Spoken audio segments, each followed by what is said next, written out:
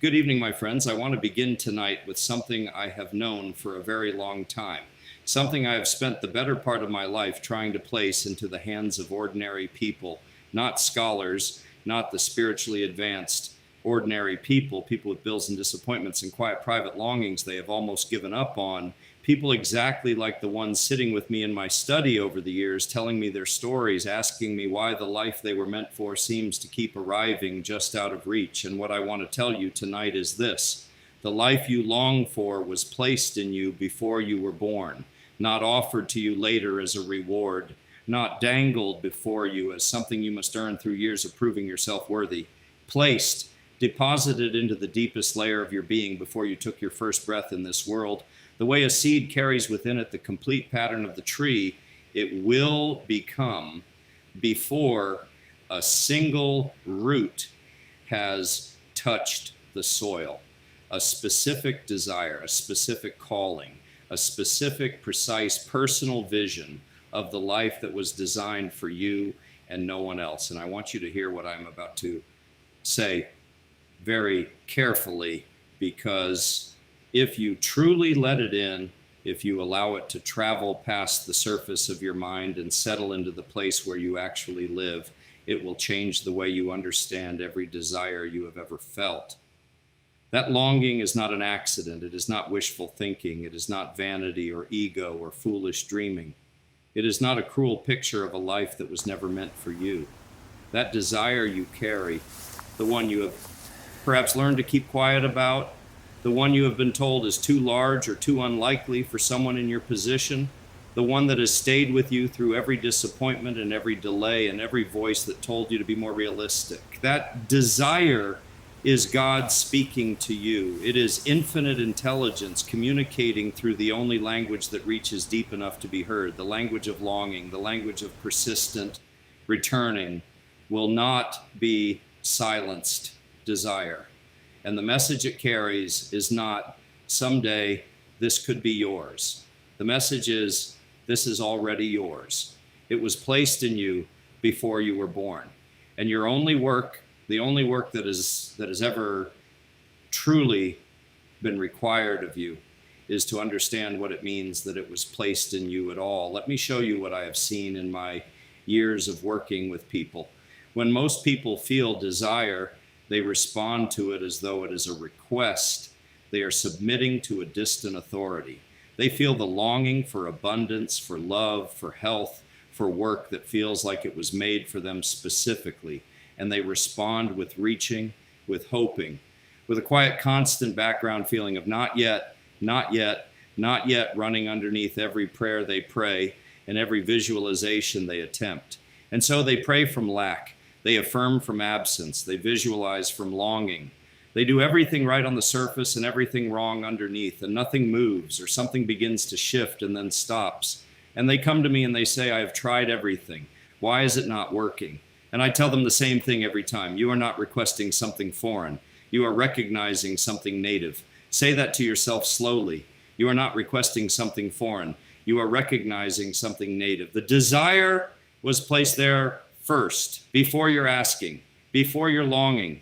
The desire is not evidence of what you lack. The desire is evidence of what you already carry, unexpressed, unrecognized, waiting not for permission from the world, but for recognition from you. I have always said this, and I will say it again tonight.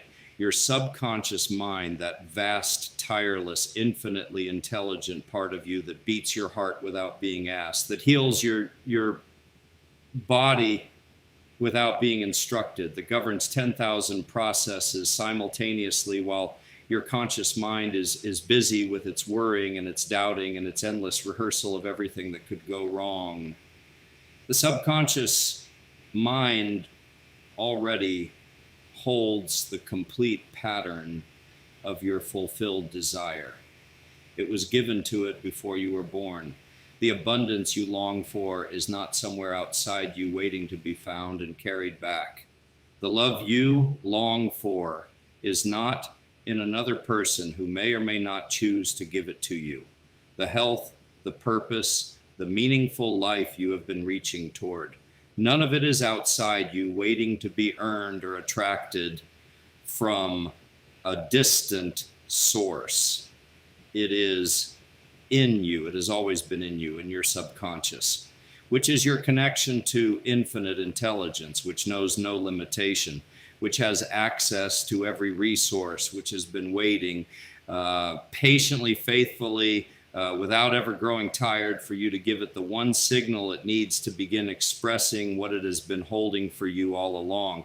Now, I want to tell you precisely how that signal is given, because this is where most people go wrong. And I say this with great gentleness because I have seen sincere, faithful, genuinely devoted people go wrong here for years. Not because they were not trying hard enough, because they did not understand this one thing. Your subconscious mind does not respond to words. It does not respond to affirmations repeated without feeling behind them. It does not respond to how much you want something.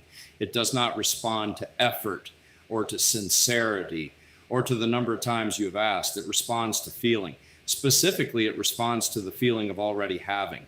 The deep, quiet, settled inner atmosphere of someone for whom the desire is not approaching from the future, but is simply unremarkably, completely real right now.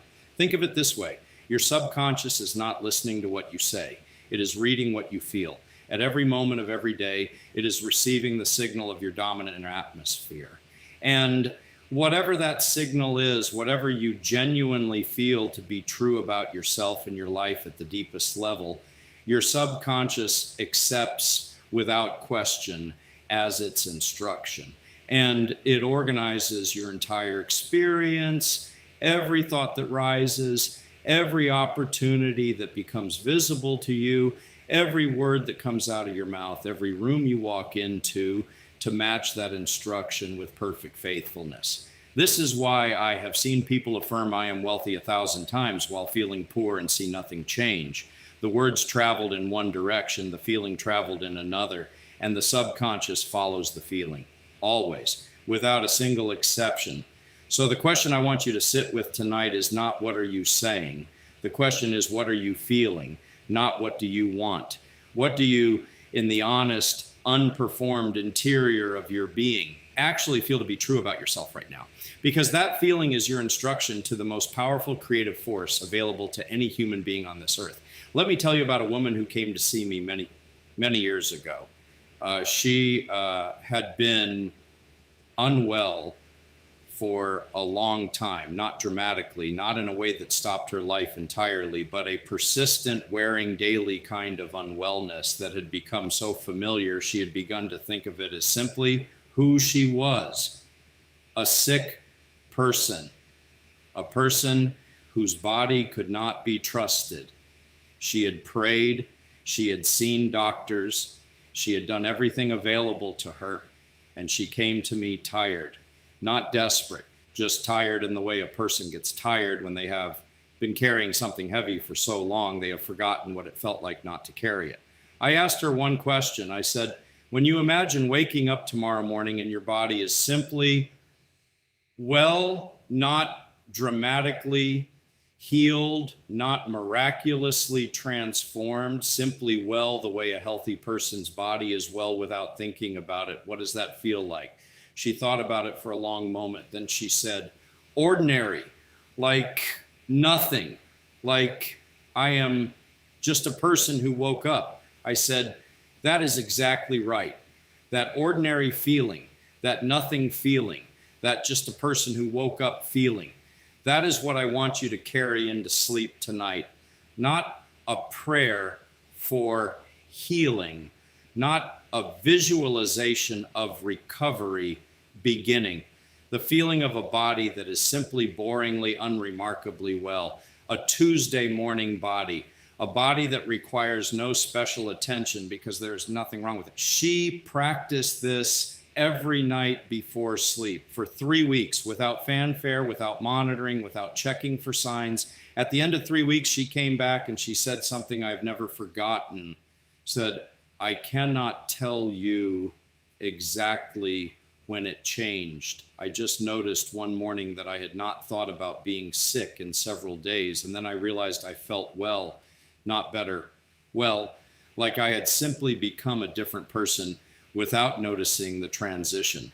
This is how the subconscious works, not dramatically, not with trumpets, quietly, precisely, expressing the pattern it received, fulfilling the instruction it was given, building from the inside out the physical reality that matches the inner feeling. I want to speak about the night, about those final moments before sleep. In all my years of study and teaching and counseling, I have returned to this again and again because it is the most important practical truth I know. The period just before sleep is the most powerful creative period in your entire day. In those last minutes before consciousness releases into sleep, the critical, doubting, analyzing mind grows quiet. Its grip loosens. It stops arguing. It stops filtering. And in that quietness, the gate between your conscious mind and your subconscious mind opens wider than at any other moment. Whatever feeling you carry across that threshold goes directly into your subconscious without the interference of doubt, without the voice that says, but how, but when, but what if it doesn't work?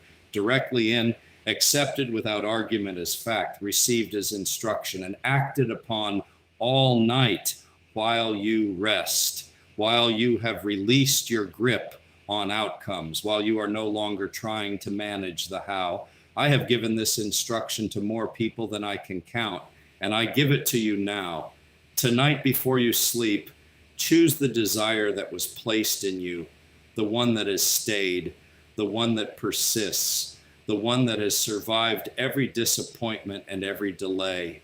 Find one scene, not a long narrative, one moment, the ordinary moment of already having it, the Tuesday of it simply being your life. If it is abundance, feel yourself on an unremarkable morning with no financial anxiety, not excited, not grateful in an overwhelming way, just quiet. Just the specific bodily quiet of a person for whom that particular fear no longer exists. If it is love, feel the simple warmth of a life where love is present, the way furniture is present, unnoticed, ordinary, just there. If it is health, feel yourself moving through an ordinary day in a body that simply works. No drama, no gratitude performance, just a person in a reliable body going about their life.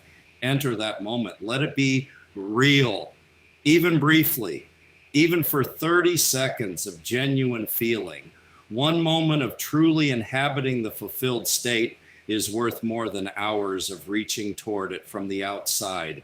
And carry that feeling across the threshold in the sleep, not hoping it will work, not analyzing whether you did it correctly, simply resting in it the way you rest in anything that is genuinely, quietly, completely yours. And your subconscious, that faithful, infinite, tireless partner, will take that feeling and work through the night, arranging, guiding, building the bridge you cannot see, moving through channels you would never have thought to plan, toward the life that was placed in you before you were born. I want to close with the deepest thing I know.